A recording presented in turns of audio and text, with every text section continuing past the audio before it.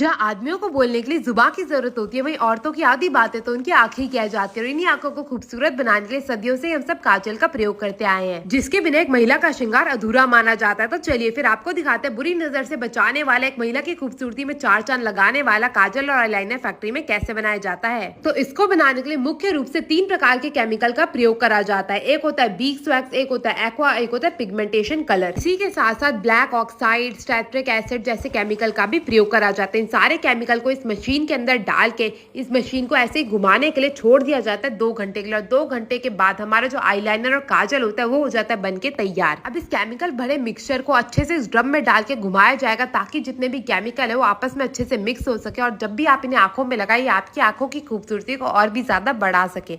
अब इसे छोटी प्लास्टिक की बोतल में निकाल लिया जाएगा और उसके बाद एक एक करके शीशियों को भरने का जो कार्यक्रम है वो शुरू करा जाएगा। मैं आपको बता दूं, हमारे देश में काजल का जो प्रयोग है वो हजारों सालों से किया जा रहा है, मगर आजकल जो है केमिकल भरे काजल का ही जमाना आ चुका है। क्योंकि आजकल लड़कियों को लाल, पीला, नीला, हरा, हर रंग का जो काजल होता है वो अपनी आंखों के अंदर और ऊपर लगाने का अलग ही भूत सवार है। यहाँ पे आप देख सकते हैं, अब एक एक करके सारी शीशे की शीशियों को निकाल के बाहर रखा जाएगा।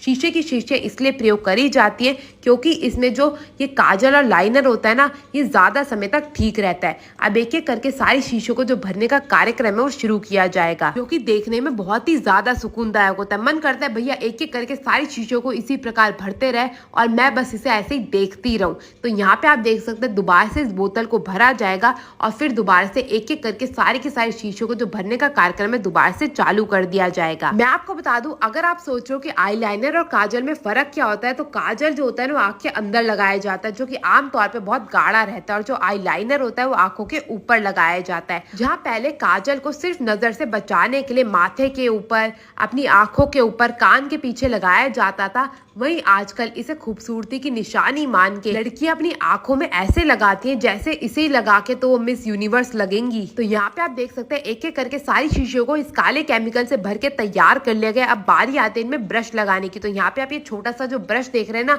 इसी की सहायता से इस केमिकल भरे मिश्रण को अपनी आंखों के ऊपर या आंखों के अंदर लगाया जाता है। तो इस ब्रश को एक एक करके सारी की सारी शीशियों में डाल दिया जाएगा और उसके बाद बारी आती है इन पर ढक्कन लगाने की। तो यहाँ पे आप देख सकते हैं ब्रश डल चुका है। अब इसके ऊपर जो है बड़ा वाला ढक्कन एक एक करके शीशे को उठाया जाएगा और ये ढक्कन लगा के इन्हें बिल्कुल तैयार कर लिया जाएगा। मैं आपको बता दूं, फिल्मों में भी आंखों की खूबसूरती के तो पूरे चर्चे होते हैं। तभी तो आंखें तेरी इतनी हंसी, आंखियों से गोली मारे, ऐसे गाने बनते हैं। तो यहाँ पे आईलाइनर बनके तैयार हो चुका है। अब बारी आती है इसको पैक करने की। तो यहाँ पे पैक करने के लिए इसके बड़े बड़े डिब्बे लाए गए हैं। अब एक एक करके इन डिब्बों में आईलाइनर को भरा जाएगा।